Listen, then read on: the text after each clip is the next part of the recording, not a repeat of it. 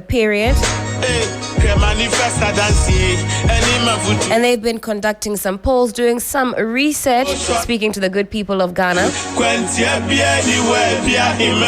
And they've put out a new raft of polls on different subjects as far as Ghana is concerned. Let's connect now with Musa Dankwa. He's the Executive Director, Global Info Analytics, also Head of Research, and he is a pollster. Mr. Dankwa, hello, good morning. Good morning to you. How are you doing? I'm doing very well, thank you. Thank you so much for joining us on the program. And we wanted to get some further and better particulars on your latest polls. And you've been doing this for quite some time now. And so we look forward to what information it is that you always bring to us. So do tell us what your most recent poll research was conducted on. Thank you very much for having me. This is the regular tracking poll starting 2025 that we're going to be carrying out going into 2028. These polls will be probably published as we did in April, July, October, and January in that cycle. We interviewed close to 8,500 Ghanaians across 84 constituencies, randomly selected, and across all the 16 regions. And again, we focused our polls on key areas that we've been kind of tracking for the past 3.5 to 4 years. The direction of the country, the approval of the president's performance, the approval or the performance of the government as a whole, perception of corruption, people's standard of living, and whether they are optimistic things will improve going forward. And then we tend to add some topical issues trending over the period. This time we were talking about Galamsey, Dumsor, free education, and also affairs the performance of the IGC and the EC commissioner during the election. And then we topped it up with who people may prefer to lead the MPP and NDC going into 2028. Now, I see that this time around for the methodology, there was a mixed mode for April 2025. So that's web and face-to-face. Can you tell us exactly what that means? It simply means that we are going to combine two ways of collecting the data. The normal face-to-face in the field will continue, and the sample that was deployed for this face-to-face was close to 94%. Then the second mode is online. We've realized that there are certain type of voters, we don't meet them in the field when we go out there. Right. And those people can be found online. So in order not to have any demographic not represented, we've adopted this mode to ensure that those who are upper class and the upper middle income people who are unlikely to be in the field in the day will be captured just using the telephone or using the web service. Certainly. Now, the questions that you pose, they're extensive. A lot of work has gone into what it is that you do. So we can't go into every single subject matter, but there were some key findings that piqued the interest of Ghanaians, especially I observed on X and other social media platforms. What would you say were the key findings for you from where you sit that gathered a lot of momentum and got a lot of tongues wagging? I think first it's around the direction of the country. Okay. Majority of Ghanaians are now saying Ghana is headed in the right direction. In the past, this number has been very, very low.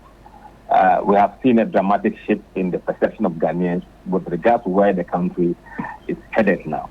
62% said right direction and 26% said wrong direction. 12% didn't have an opinion. If you compare this to the last tracking poll we conducted in 2024, only 31% then thought Ghana was headed in the right direction. Now that number is 62, double. And at the time, 62% were saying we were headed in the wrong direction. Now that number is 26. So that is a very remarkable difference between the two periods. And then if you look at the performance of the president, how people are judged the performance of the president since he assumed office, the honeymoon period, 66% are saying that they approve the way he's doing his job as president, compared to 23% who said they disapprove, and 11% have no opinion. So overwhelmingly, again, most Ghanaians support the way John Mahama is doing his job compared to the data in last October. And then you look at the government performance. If you put the government on one side as a whole, how are they being assessed by the voters in the first 90 days? Those who said they've done excellent is 21%. And those who are saying they've done very good or good is 55%. 9% say average, and 4 is 15%. So definitely this is kind of a government that is enjoying a bit of goodwill from the people. Right. But we don't know how long these numbers will stay the way they are. Right. Because it appears, Mr. Dankwa, that even with these numbers, there's been a bit of a dip. Earlier on in the year, the number or the percentage of Ghanaians who thought the country was going in the right direction, it appears that number has reduced a little bit. Am I correct? No, if you watch, we didn't compare this data to the earlier publication because those were used different methodology. Okay. So we couldn't compare apples and bananas. Okay. But if you look at the October poll and this very poll, the only difference is about 6% online poll, and that will not make material changes to the numbers. Okay. Thanks for that clarification on that particular point. Now, I also see here through your findings that the NDC is dominating amongst voters with jobs. Among students, the NPP appears to be losing support faster than amongst other demographics. Now, you say, however, in a shocking turn of events, NDC is now losing grounds among voters without jobs. Can you expand on that for us? Yes. In the past, before the elections, the number of people who don't have jobs that support NDC was much higher. At the moment, it appears to be even with MPP. And I don't know what is driving that. It's something that the party must really find out. Because usually, people who don't have jobs tend to support the government that had just come in. Right. And before the election, they were quite heavy behind Mahama. Suddenly, NDC kind of affiliation, who don't have jobs, seem to have probably declined. Well, I don't know whether they've gotten jobs, which is not the case. I don't think they have. Okay. The wider population. It could be some sentiments that they are expressing to us indirectly. So there needs to be further investigation into that. And you, this is on your X page, you say maybe a lack of push for the 24-hour economy agenda could be a reason why the youth or those that are unemployed might be straying away from the NDC.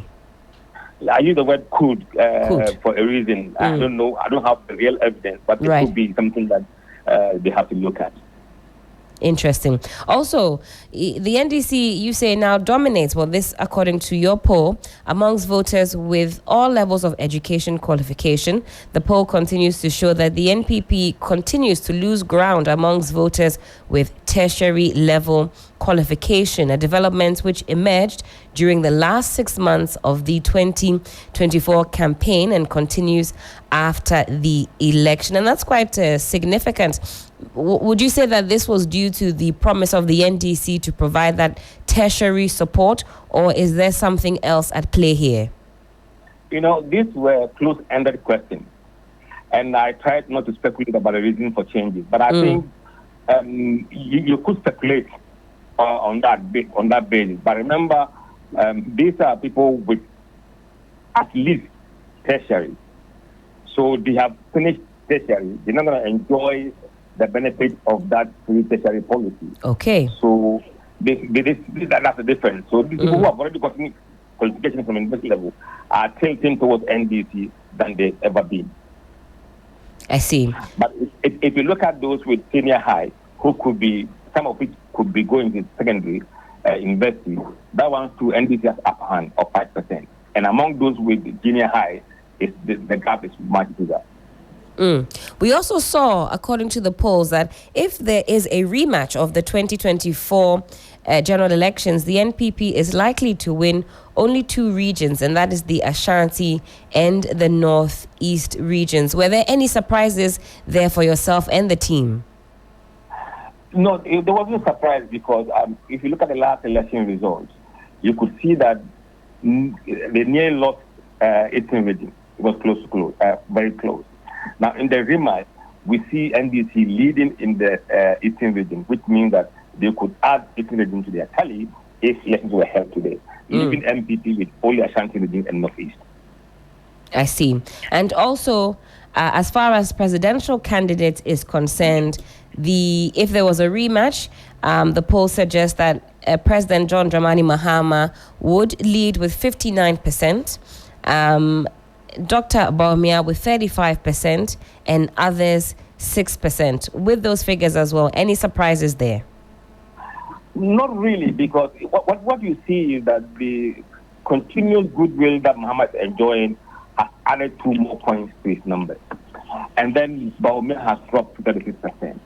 But what you would see is that with regards to the 35%, with regards to the other candidates, they appear to have gone back to the same level as before the election polls, which means that if let's say that we held today, they will not break heavy towards Mama as they did, because the fear that they harbored in them in the last election is no longer present. So they will go and vote the way they intend to vote.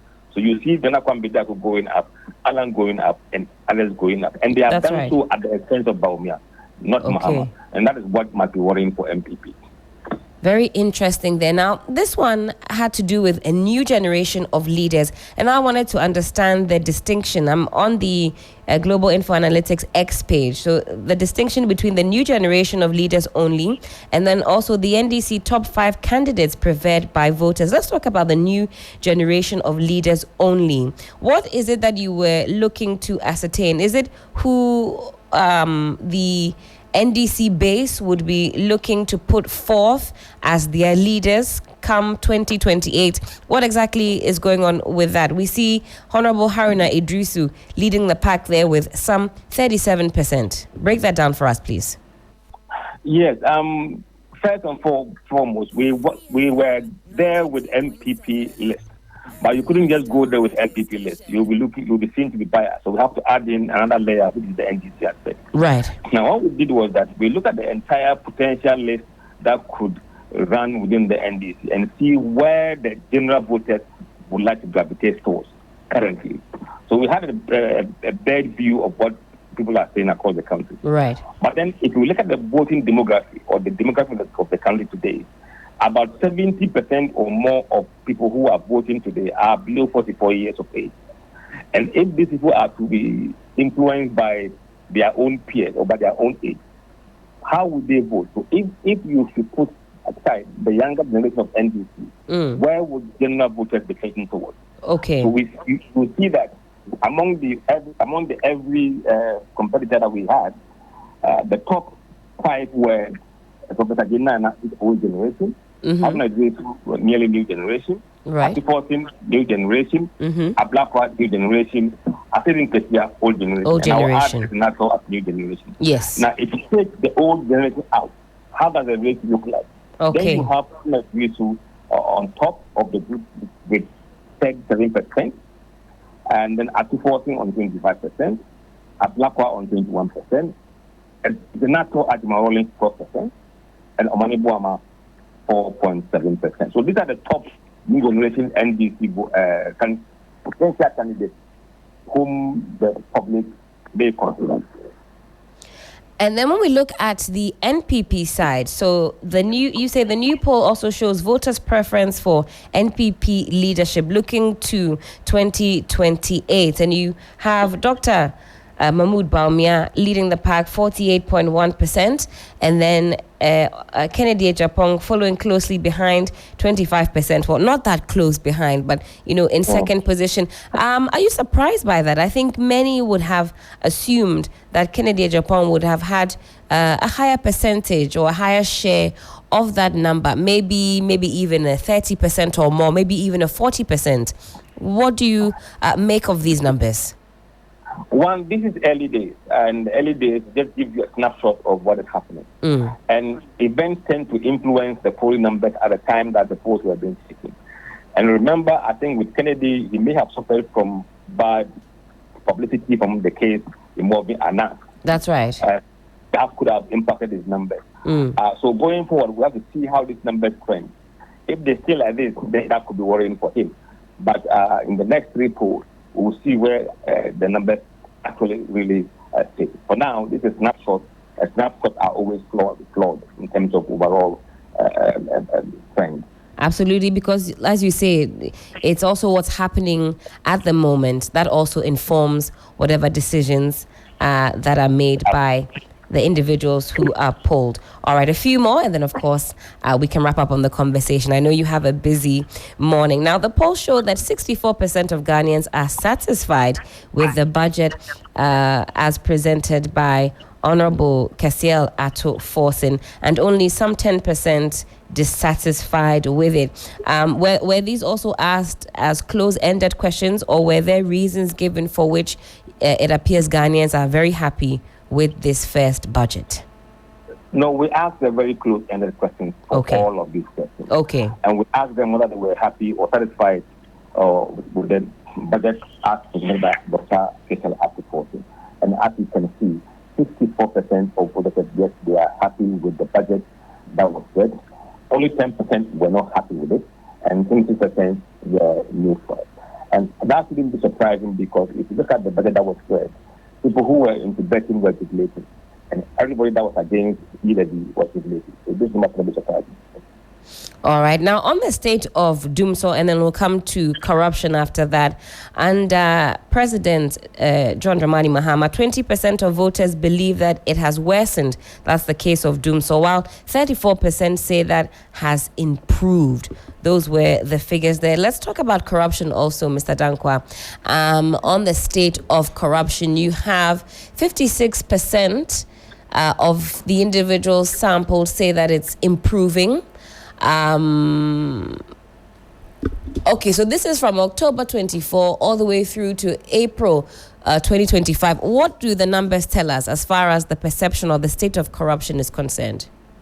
At the moment, majority of Ghanaians, by 56%, are saying that corruption levels are improving in the country.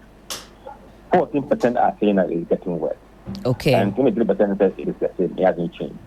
7% did not have an opinion. If you compare this to the last October figure, this is a remarkable turnaround. That's right. In corruption. And when we ask them whether they believe the government is now doing enough to fight corruption, the response was yes, 59%, no, 26%, and 15% didn't have an opinion. Again, compared to last data for October, this is a remarkable turnaround for perception of fighting corruption in Ghana today. And would you say that this has anything to do with, for example, maybe oral or the posturing of this new government when it comes to corruption? What do you infer from the responses that you got? I think I can only speculate, just like you are inferring. That it could be due to the actions of oral and the kind of revelation that is coming out, and also the steps that is being taken. If you listen to Attorney General and other investigative bodies, I think that might be influencing the perception that the government is now doing enough to fight corruption. Certainly. And when we look at the corruption perception score, the Ghana Police continue to dominate that, with the Immigration Service coming second, the judiciary in third position. You've got tax officials fourth, local government representatives, business execs in the top 5. Let's talk about Galamsey very quickly, and then we can park it here. Now, on the question of whether Galamsey has worsened under President John Mahama, the poll shows that only 10% believe that it has worsened, while 38% say it has improved. Now, you go on to say when the data is disaggregated, the polls show that in regions where mining is carried out, 25% say it has worsened, but 28% say it has improved, resulting in an improvement of some plus 3%, which is interesting because the Galamsey issues continue to dominate, with a lot of Ghanaians still very concerned about the issue. So does that number, would you say, reflects the level of concern still in Ghana about Galamsey?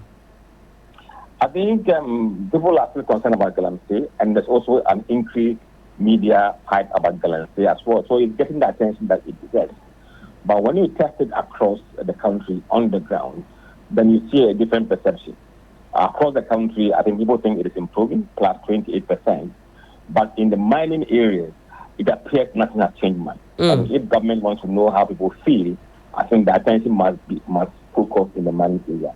Their view is more objective than the views of people living in non-guaranteed areas. They have a better perspective because they're closer to the action, as Absolutely. it were. Now, Mr. Dankwa, when should we expect the next polls to be released? When will you be conducting the next set of national tracking polls? It will commence sometime at end of June, and the report will be out in July. Okay, so we look out for that in July. And will you be asking the same questions, similar questions, added questions? Yes, we'll be asking, most questions will be asked, some will be dropped, but largely the key ones that we are tracking, we'll keep tracking them in terms of the rest of the country, performance of the president, performance of the government, corruption, standard of living will continue, and also ranking of corrupt perception in the country will also continue, and then the party leadership would also continue. And my final question, this issue of sample size, is it one that continues to plague Global Info Analytics, or would you say that following the 2024 elections, those issues have been put to rest? I think after fighting and arguing over 2,500 sample size, to deliver the precise election results, people should go to bed with sampling size. Thank you so much for your time, Mr. Dankwa. Always a pleasure. And of course, when the next raft of polls come out, we'll be looking to engage you for some further and better particulars. It's my pleasure. All right. Have a wonderful Monday. That was Musa Dankwa, Executive Director, Global Info Analytics. And they're responsible for a number of the national tracking polls that you and I are privy to every quarter or so. They're an independent opinion research company. And of course, come July, we'll be looking to what the numbers say. Will it be an improvement or a regression? Well, we live to see. Think about the future children. Mankind wicked.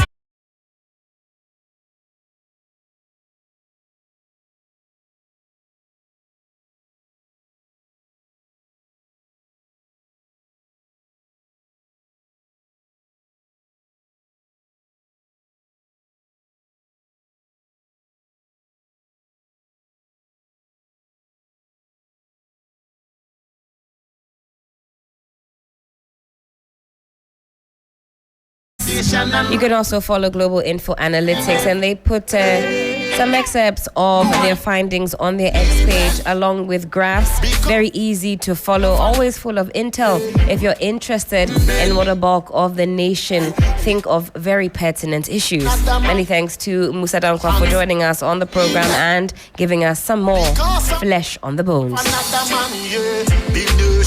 Many men shall die because of the greedy of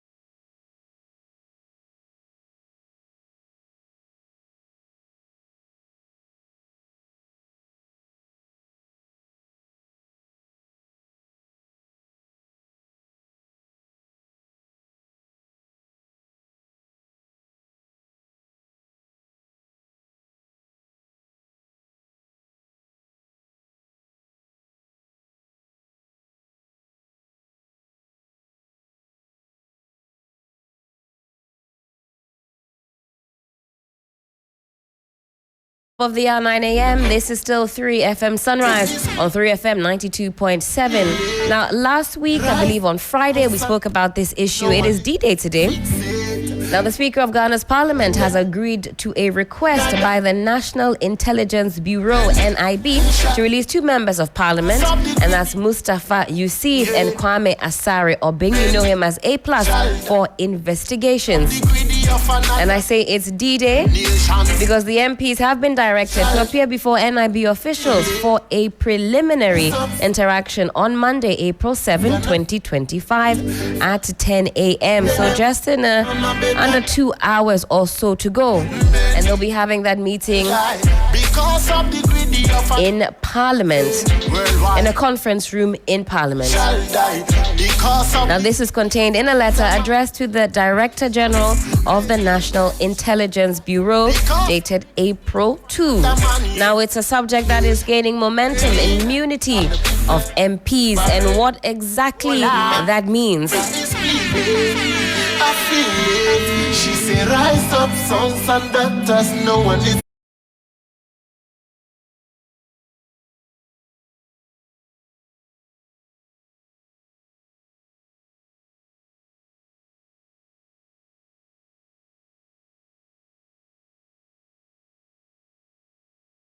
We put some thoughts together as to what reasons the NIB could potentially be inviting these MPs for a meeting. Now, we take a look at Kwame Asare Obing, aka A+, and he's the MP Gomwa Central. Now, what we do know from sources, now, he had recently threatened to expose the identity of an ex-government official allegedly involved in Ahmed Swale's murder. Could that be the reason for that invitation?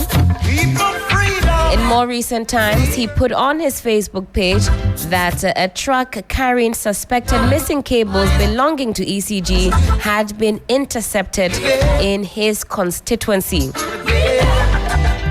When it comes to Honorable Mustafa Yusuf, he's also been invited by the NIB.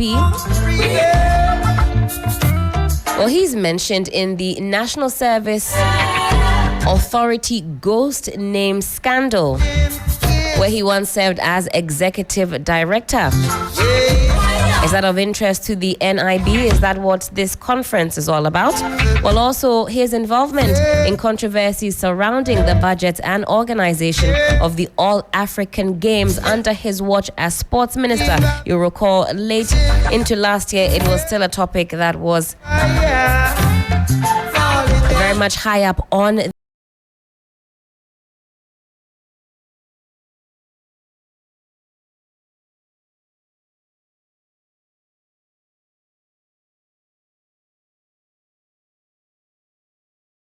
with Dr. Rashid Rahman. Let's speak with Mr. Emmanuel Kutin, Executive Director, Africa Center for Security and Counter-Terrorism. We'll pick his thoughts on a number of happenings, especially concerning our members of Parliament, security issues, and the like. Good morning, sir.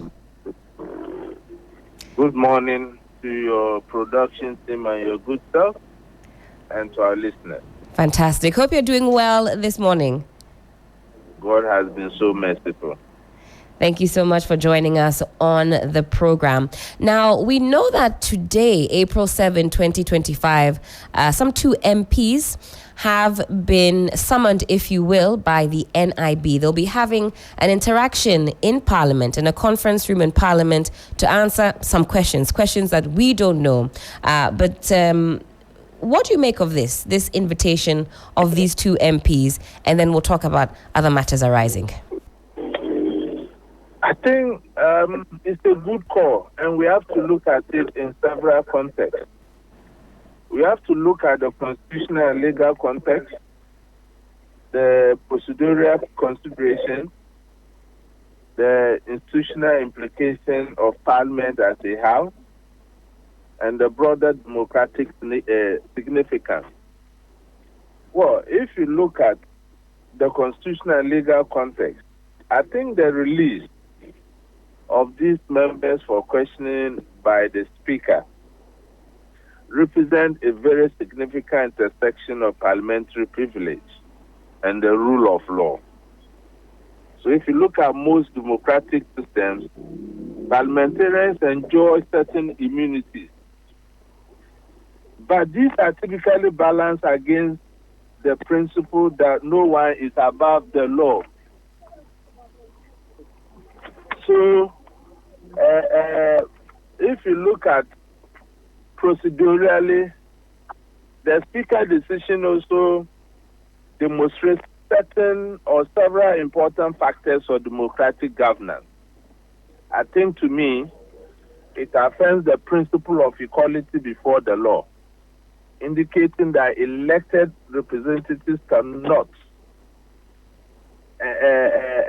be above the law, and as such, they have to be accountable for their actions or inactions. I think it also kind of respects the independence of the investigative authorities, which I'm so happy as a security analyst, because democracies thrive on accountability, and we must demonstrate the independence of our democratic, the investigative bodies. And you see, the allegations of serious wrongdoing, including corruption, and certain issues involving criminal matters must be duly and appropriately investigated. And I think in that case, it is the right thing to do. I also believe that it maintains the proper separation between parliamentary privilege and criminal investigation, particularly in cases involving serious allegations like we are talking about. Yes. Now, let's look at the institutional implications, the body of parliament. Right. You see, it set a precedent regarding parliamentary cooperation with law enforcement and investigative bodies, which to me I feel is key if we really want to develop our democracy.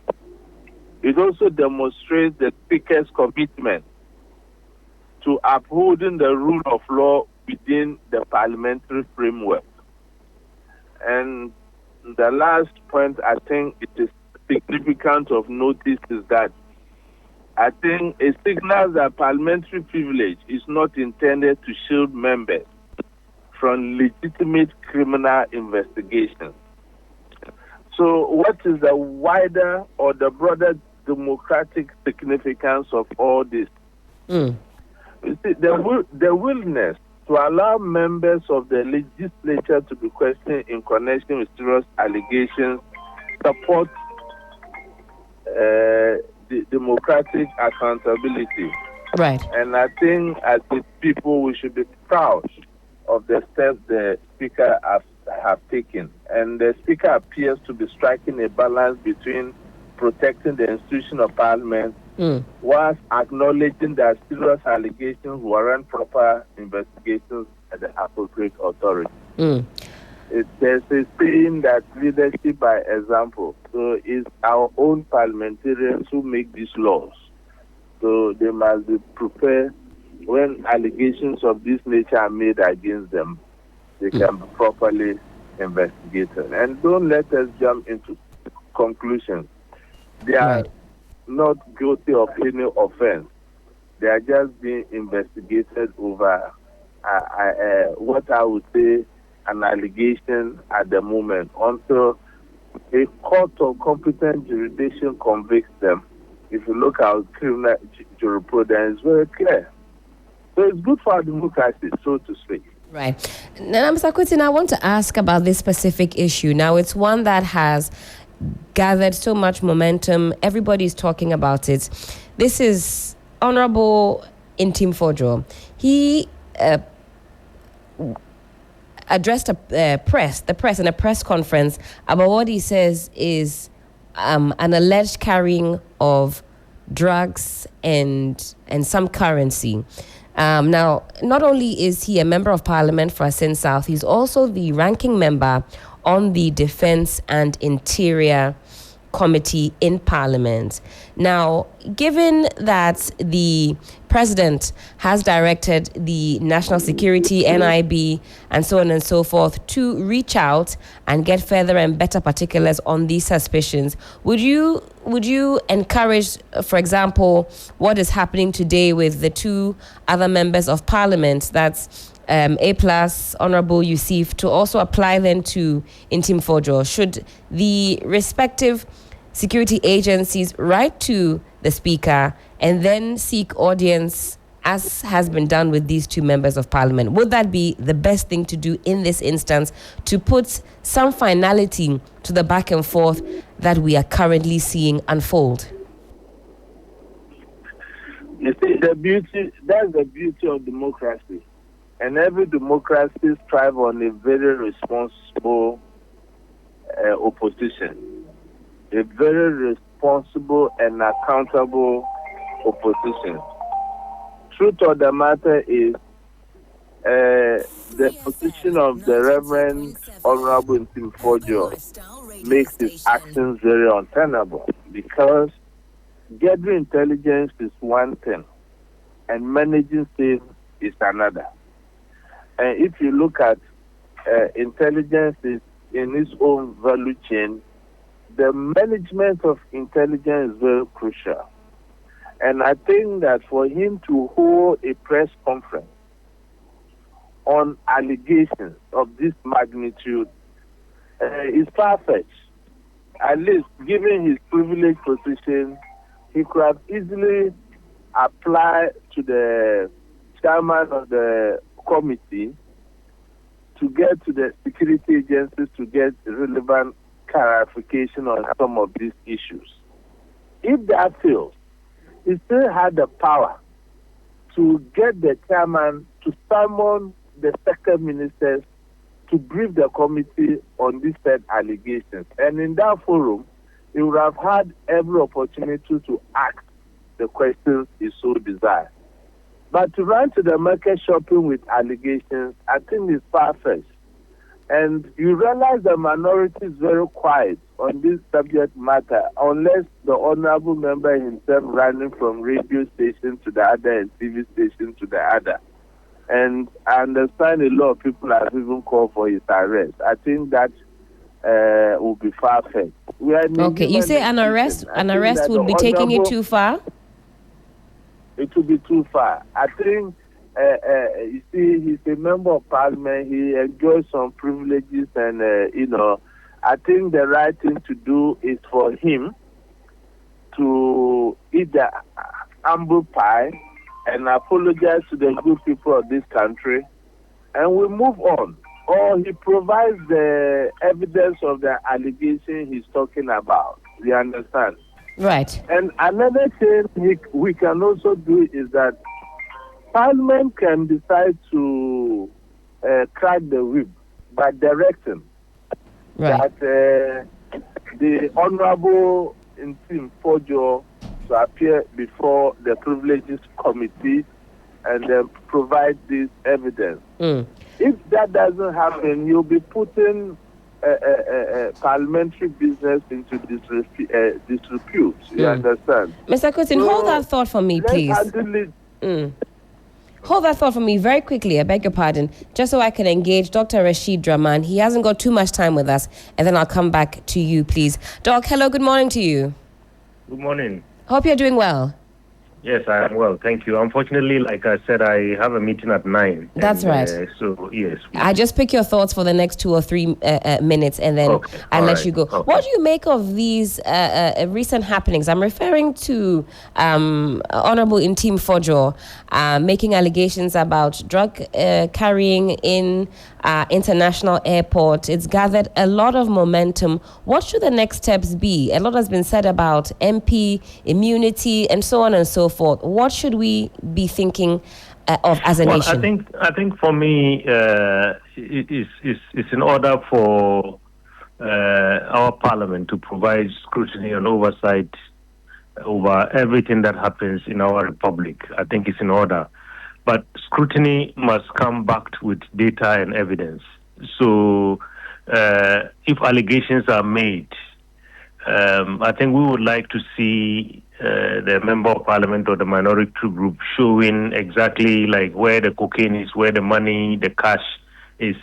Otherwise, I mean, the next time any alarm is raised, nobody is going to take that very seriously. So I just hope that the honorable member would come with the facts, at least because all along I've had a conversation about how, statements have been made, but they have not been backed by any data or evidence. So, I mean, he's the one alleging. Let him come out with the data and evidence, and I believe Ghanaians would be behind him. And if he doesn't have the data and evidence, then he might as well just keep quiet, because then that's not how we do parliamentary oversight. In terms of, parliamentary immunities and so on, I mean, I heard, the gentleman before me raise a number of important issues. I think our parliamentarians, it must be very clear, are not above the law. And I don't think that for any reason they would, for maybe a minute, seek to project that kind of image. I think over the years, what has happened is that there hasn't been, a streamlined mechanism of making sure that they are called to account because of, the kind of immunities that they enjoy as per some of the constitutional provisions. So the Right Honourable Speaker, I remember in the 8th Parliament, sought to streamline this by working with the judiciary and saying that, look, you serve members of Parliament on a particular day so that we avoid this confusion. Somebody will say, I'm on my way to Parliament, or I'm doing parliamentary business, and so on. And then you also do that through the legal unit. But we saw that process abused in the dying days of the 8th Parliament for some political kind of interests. And I believe that this is a sanity that we want, so that our members of Parliament, despite the privileges and immunities, get subjected in a kind of streamlined way. They have to answer. If there is criminality, there's no one, because they make the laws for us, and they have to be the first to obey the laws. So I think, what we are going to see today with Honourable Member for Asin, and then the former Minister for Youth and Sports, I think that is the right process, and I hope that this will be institutionalized, so that at least, despite separation between the judiciary and the legislature, at least we have some level of interdependence where they can work together to make sure that, the rule of law and justice is dispensed fairly to members of Parliament, as it would to all of us. Certainly, Doc. Thank you so much for your quick thoughts on this. I know you have to leave us, but I look forward to engaging you at a separate time further on this particular issue. As the results come out from today, whatever happens today, we can weigh in on that further. That was Dr. Rashid Rahman, Executive Director, African Center for Parliamentary Affairs. I still have Mr. Emmanuel Kutin, Executive Director, Africa Center for Security and Counter-Terrorism, on the line. Mr. Kutin, so you were talking about balancing oversight with responsibility. In this particular instance, has that been done? Because we also don't want to be seen to be stifling the oversight duties of members of Parliament. And this is no mean member. He's a ranking member on Defence and Interior. One might be of the opinion that if he has some intel, it's coming from a strong position. Do you not agree? Well, unfortunately, the intel he got didn't come from the committee. He was citing different sources. I think that's why the president considered a committee for him to give him the opportunity to present those intelligence he got. But unfortunately, he went to the market shopping with that by the press conference he did. And like my senior brother, Dr. Dramani, mentioned, I think what will finally happen is for the Speaker to give some directives like he did in the instant case of the two MPs we are talking about. But with regards to Ntim Fordjour, it's still an active case. He's supposed to appear before the committee. If he fails to do that, or if he fails to legitimately give this intel he thinks he has to the appropriate investigative bodies, I think he will leave the speaker with no choice than for him to give directives that he feels will protect the sanity or the image of Parliament. I also strongly believe that the minority must take a cue from some of these things. If they don't replace Honorable Ntim Fordjour as the ranking and security and defense, it may hamper the work of the minority, because I'm not sure the government will be willing to share certain information with him as the ranking, because he has demonstrated clearly that he can manage intelligence. And we cannot reduce our security to politics. Because if there's any form of disturbance in this country, my sister, are you able to determine party A from party B? That's why, as practitioners, we've always maintained that put Ghana first when it comes to security. So it's about time we begin to set examples and streamline things, because our democracy has evolved over 32, 33 years now, and we can continue to do things in the germane way some of these members of Parliament are demonstrating. And I think the Honorable Man is the third member, a third-term MP. So he should know better. He has so much experience in the House, and in anything we do, we must first of all think about protecting the image of the House, the country, than political interest. And it will interest you to know that when this thing happened, apart from him talking about it, I've not heard any of the leadership within the minority talking about it. So it means that something may be wrong somewhere. Is it the case that he did a press conference without the knowledge or without the clearance from Well, at the press conference, Mr. Kotin, there were other minority members there, actually. Even though in the video you only see him at the press conference, there were other leaders who were present. About the leadership of the minority. Right. You say he looks like a lone wolf in this. Exactly. Because when issues like this come, it doesn't mean that because you are the ranking member, you have the authority to just call some few other members that tell you, I'm doing a press conference, come and sit around me. You have to first check one, take this through the leadership of your caucus. And if they feel that there is a prima facie case to let the good people of Ghana know, why not? And before you could hold a press conference of this nature, it means that, one, you have reached to your chairman for some form of clarification and you didn't get. You have triggered the process of the chairman calling the sector ministers or the heads of this investigative unit before the committee and they didn't come. And you feel that you've hit a snag. So you have to let the good people of Ghana know. And so these processes were not done. I don't think that his action is untenable. He provided evidence or he apologized. And we move on as a country. Most certainly. Now, from a security expert standpoint, how seriously should Ghanaians take allegations of this nature? Maybe not in this particular instance, as many are still waiting for evidence, but allegations as serious as this, how interested should the everyday Ghanaian be?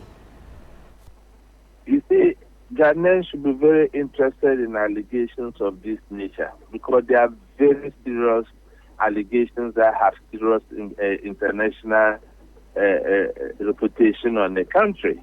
You realize that the UN body on drugs have even weighed into the matter, calling on the government to, as a matter of agency, probe these allegations. And we take certain things for granted. If Ghana is stuck as a heaven of drug trafficking, we, the citizens, especially those of us who have the rare privilege of traveling around the world, you'll be subjected to a lot of inhuman treatment at the various airports. And that is why it's very important that when issues of this nature come, it's properly investigated. For instance, when this government came, they did an expose at Sapima when they said they arrested a group of people in the possession of some gold and currencies in containers or so in a warehouse. Now, after that breaking news, that is the end of it. We have never heard anything. Don't the Ghanaian people deserve to know? We don't live in a banana republic where you can use political power to do as you wish. You have done a good job. You have managed to bust these criminal gangs with this substantial kind of gold and foreign currency. It was a breaking news. So the next thing this investigative body would have done after all this while is to hold a press conference and brief the Ghanaian people that, look, this is what we have discovered. These are the people we've arrested. These are legal processes we have taken them, our criminal jurisprudence.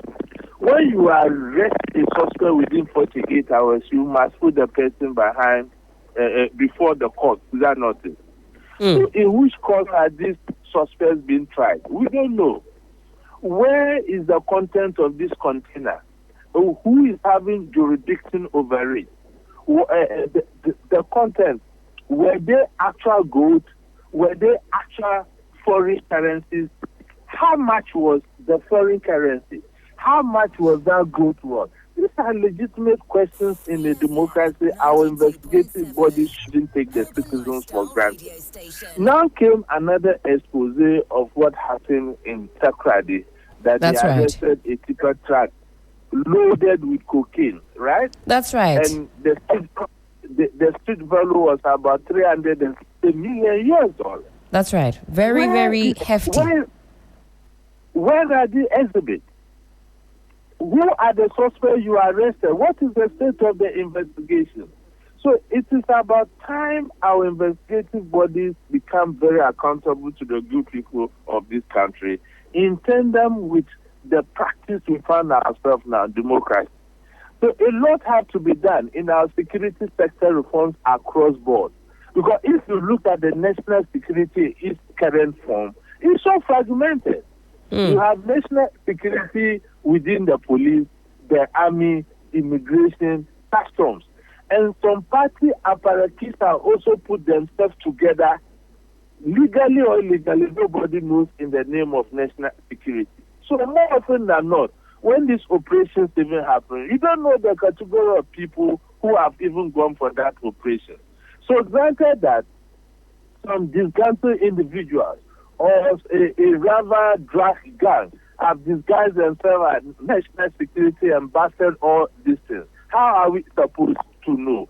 That is why we must harmonize our national security architecture, make it responsible to the needs of our time.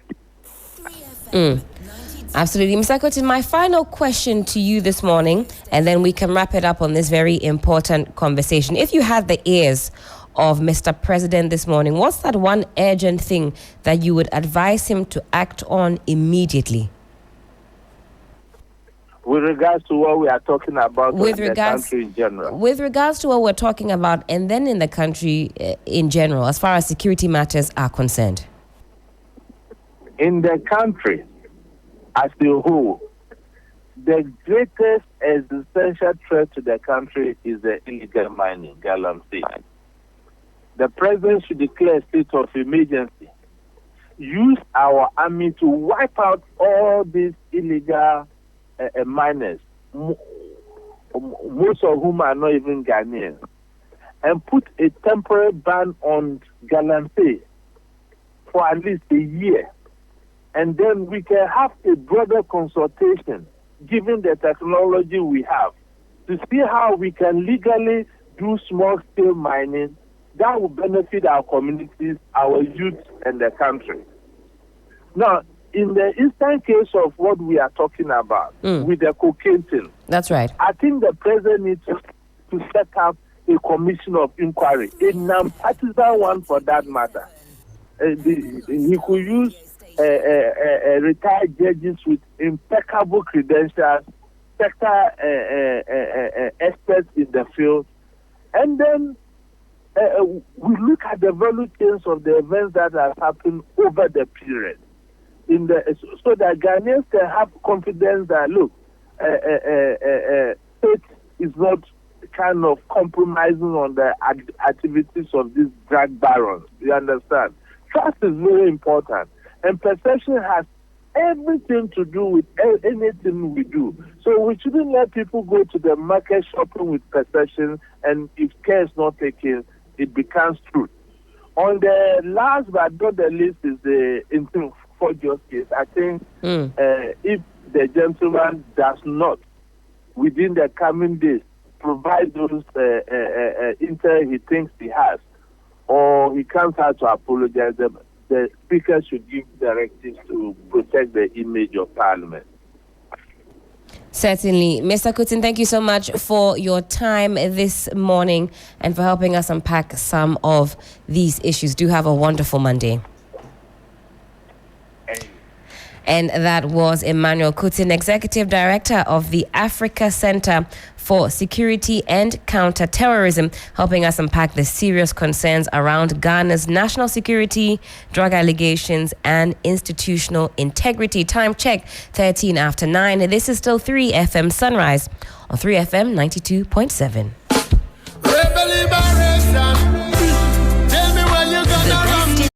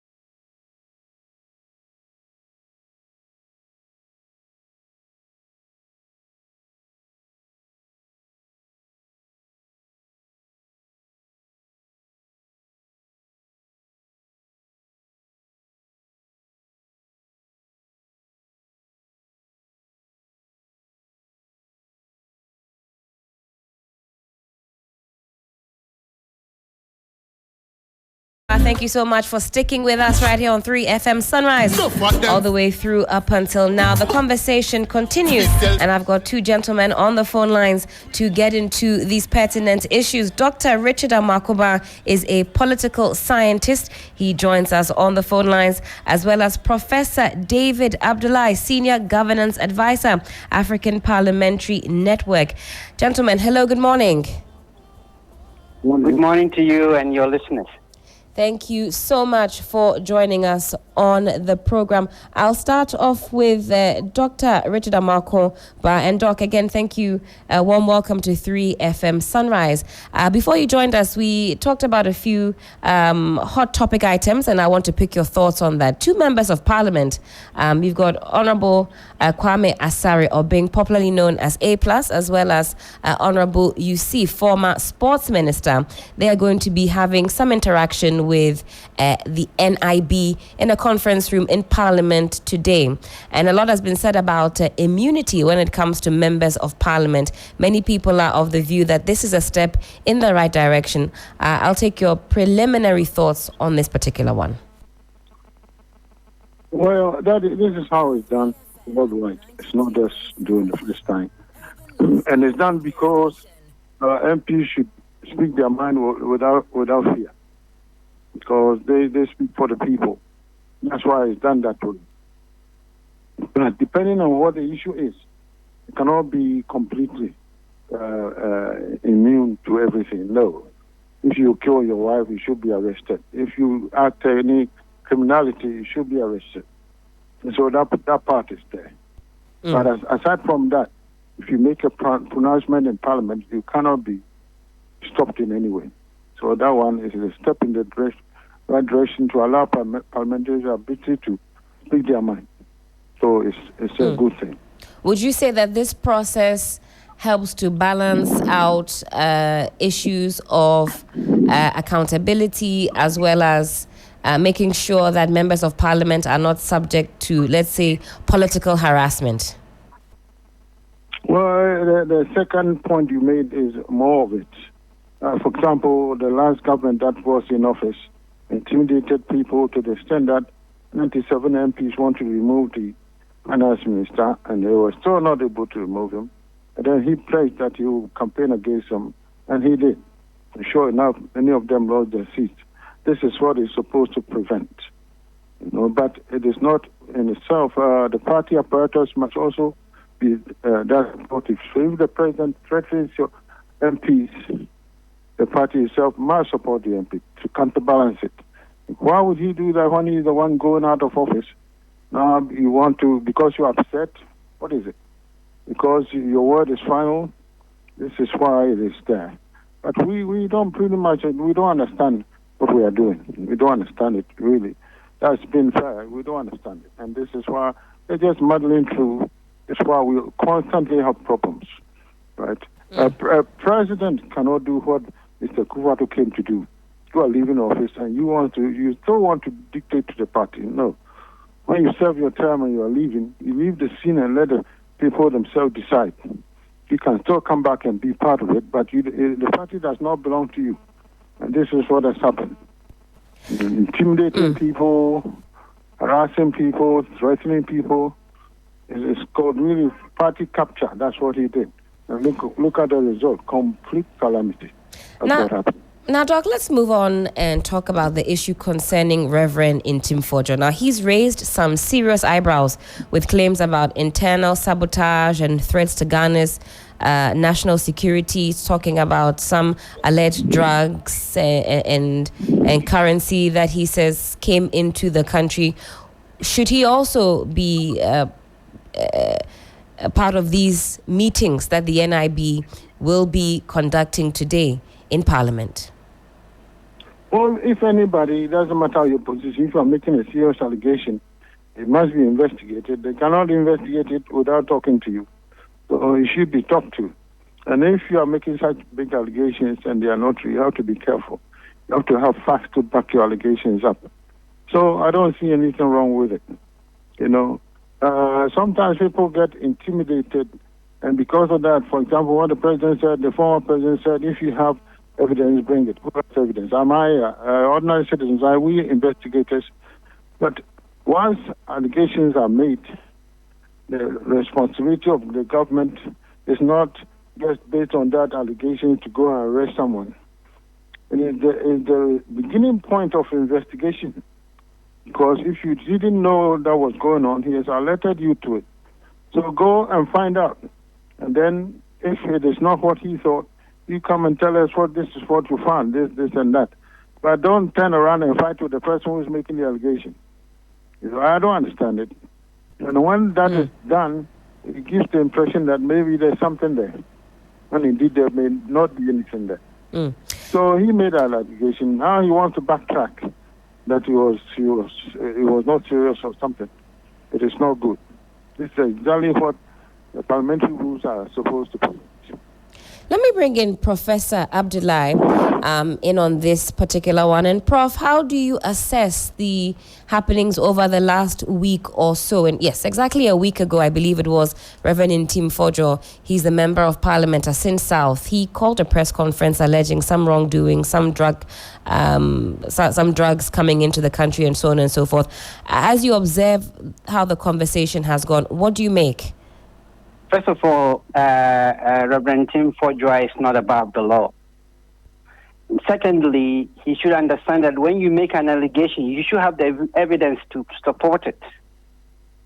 So I think calling him in by the NIB to answer questions is the right thing to do. Now, I should say that leadership is not a popularity contest. When you are a leader, you should set an example. And in this case, he's even a reverend, which is a man of God, so-called. So you should actually lead by example. And I think anybody in this country, anytime you make an allegation, whether you are a political leader or you are just an ordinary person, you have to be able to support your allegations. And I think I agree with Doc. That is exactly what should happen. So you agree that, say, for example, today, as we're seeing Honorable Kwame Asare-Obeng going into Parliament, they're going to be in a conference room with the NIB. That is the same thing that should happen to Reverend Ntim Fodjo, that he should be made to answer some questions and provide the evidence. Yes. But I'm saying that, even because parliamentarians, whatever you debate or say in Parliament is covered, corruption is not one of them. But not only corruption. So, the NIB, if it has to do with issues of corruption, which I think there is an allegation on the former sports minister, they should answer questions. But I think, Ghana should start moving to the point whereby your positional power as, a politician or an MP or anything doesn't make you Lord of all creations. You should answer questions when you do wrong. That is how the rule of law is going to be fed in this country. So, yes, I support it.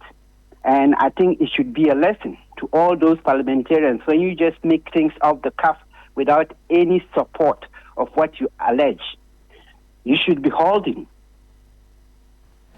Prof, thank you so much for your preliminary thoughts. I'll come back to Doc, and I want to pick his thoughts on this separate issue, and this has to do with the NPP. Now, Doc, you might recall sometime last week or the week before, former Dom Kwabenya MP Sarah Adwoa-Safo was set to appear before the NPP's disciplinary committee for allegedly violating a party directive that bars members from making public statements that could create disaffection for the party. Subsequently, though, that particular meeting has been called off. I understand the NPP will be holding a separate engagement on other matters. Do you think that this issue should just be laid to rest and let tempers cool down? Or does Honorable former MP Sarah Adwoa-Safo have a case to answer with the party? Well, I was going to advise the disciplinary committee that they should seize this opportunity, first of all, to apologize to Adwoa-Safo for what has happened to her in general, and her parents and all of that. Because you need people. And don't forget, this is you used to be your senior MP, right? Don't behave as if you don't know her at all. People make mistakes. I don't condone everything Adwoa-Safo did. But he has suffered for the party. And we should see it as such. And so if they've called it off, it's a step in the right direction, right? You are trying to rebuild the party. You cannot rebuild the party by telling everybody to shut up. No, people have lots and lots of anger in them. It should come out. That's the only way peace comes. I mean, party even when it soils the image of the party, is there a way that they can voice out? No, party is not a human being. You understand? It's a collection of people. Each one has his own outlook. It's just sometimes the purposes coincide. That's all. It's not a human being for him to be what do you call a gunenumasi. You understand? It is not a human being. If bad people are in it, you should take the bad people out and bring in good people. That is what you are. When you do that, you are bringing the image of the party up. You see, you can't leave the bad people in there and expect the party to do well, and they are still in charge. It won't work. It's just impossible to work. And so they should look at that. Allow people to say the head they have in their hearts, myself included. There's so many people like that. I walk around Kumasi and they behave as if I tell them something magically, they'll be calm, they'll be satisfied. They are frustrated. They don't know what to do. And you want these people, same people, to go and vote for you, go ahead and do it quickly like that. Hush, hush, hush. you'll be surprised the next time you lose colossally again. Then what are you going to do? So allow people to speak. I'm not saying forever. The party cannot be disgraced if you are being honest. When did honesty become a disgrace? You tell me. What? Is it not the lies that's a disgrace? What has happened to a party? Lies. We say things we know are not true. We're stealing money. Look at the containers. That is what is disgracing the party. Not anybody who is trying to bring sanity to it. The thievery and the gangsters and all the bad things they are doing. The party functionaries don't listen to anybody. They've all become like a gang. You understand? That is what is degrading the party, not the other way around. Doc. So if they didn't know, they should listen now. Thank you Allow for the that. people to speak. I'm not saying you should do it forever, but some things must come out. You And say some the party people must not be functionaries should silenced. arrested. People who want to voice out must not be silenced. They should be given the opportunity to say what's on their heart, Yes, but not some things forever. should come out. Right. It should come out. A party is not a secret society. Prof, let me come to you on this one. And we know that every strong democracy needs a strong opposition. What advice then do you give to the NPP as they attempt to rebuild the party, as they say? According to the polls, one especially from Global Info Analytics, it's still not looking good for the opposition. From where you stand, what should they be thinking of? You know, facts are stubborn things, and Doc was just mentioning some of the rot that went on within their party. And I think at the end of the day, there's no smoke without fire. Ajua's comments is not in a vacuum. She had to come out and say all these things because she felt she was wronged. But I would take a more like a conciliatory approach, whereby I think the top officials of the party should rather look at meeting Ajua just to be able to learn and probably better the party from that point of view, rather than going to give her punitive sanctions. If that happens, you know, you are further making sure that those who could have spoke up would all keep quiet. And at the end of the day, like Doc said, it is the party that is going to lose. I also think that in a democracy, so long as when I speak and I actually do not, character assassinate somebody, or I say something that probably I have facts to substantiate, I should be given the benefit of the doubt. And that applies to any political party, whether it's MPP or NDC. But in this part of our world, you have some people who think because they are leadership of a political party or their leadership in a particular institution, they try to take the law into their hands. Yes, sometimes you temper justice with mercy, especially in cases whereby even if the person is wrong. So in this case, I think she didn't make all these comments in vacuum. She had a reason, and probably her back was pushed to the wall. So that is why she came out. Yeah. And Prof, should the MPP be looking at a complete overhaul of its leadership structure, or would you say it's more of an ideology and policy realignment? Well, I wouldn't say overhaul of the leadership structure. I think they should really, learn what really made them lose. Some of the things that didn't inure to the Ghanaian populace that made them lose. And then see, you have to come up with a problem before you solve it. Diagnose the problem and solve it. But if you are going to, stick your head in the sun like an ostrich and you are not willing to listen to the truth, you're not going anywhere. So I think they should really encourage all those people who agree with them or not, to tell them the truth, nothing but the truth. And then they can begin the healing process. But if you want to put bandage on an ulcer, it's not going to go anywhere. All right. Thank you, Prof, for that. Let me come to Doc. And Doc, many believe that the party, the NPP party, has lost touch with the grassroots. How does the party begin to reconnect with the grassroots? Well, they began to listen to their own lies. That's the problem. And if you tell a lie so many times, you believe it. Breaking the eight. Look, it tells you now that these party functionaries were incompetent. abysmally incompetent. This is the worst record, you understand? Yet they thought that was the best one, making 8. How is that possible? It shows you that the party itself, the party operatives, did not know what was going on. They began to believe their own lies. We are going to win this, and we've done this, and we've done that. One nation, we are one factory, whatever, go there, there's nothing. They did all of these for too long. They have come to believe it. And these people who did those things should be weeded out of the party. You can't leave them in there and still think the party will do better. No, you do worse, the same as you did before, if you're lucky. So you have to get rid of them. I can see so many people who should not be in the party. When 2016, when I was campaigning, I didn't have to tell anybody anything. Makutu will call me, Doc, where are you going now? I'm going to Asino. Okay, I'm going here. We'll meet in the evening. And you go. You don't ask for money from anybody. You help the best way you could. That's how it's supposed to be. The party has to have people who are committed to the success of the party, not people who just want money. That's what it became. When this president came, that's what the whole thing became, just looking for money. Looking for money. And even the money, it wasn't very good because you're giving money to go and share with the grassroots to help you with this. Then they take the money and don't do anything.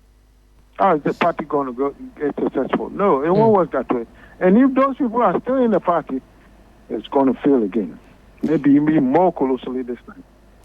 Doc, thank you for that. Prof, I'll let you have the final, give us your final thoughts on this topic or the number of topics we've discussed, and then we can park it here for this conversation. I would say we Ghanaians, including all the political parties, they should understand what I call the politics of the belly.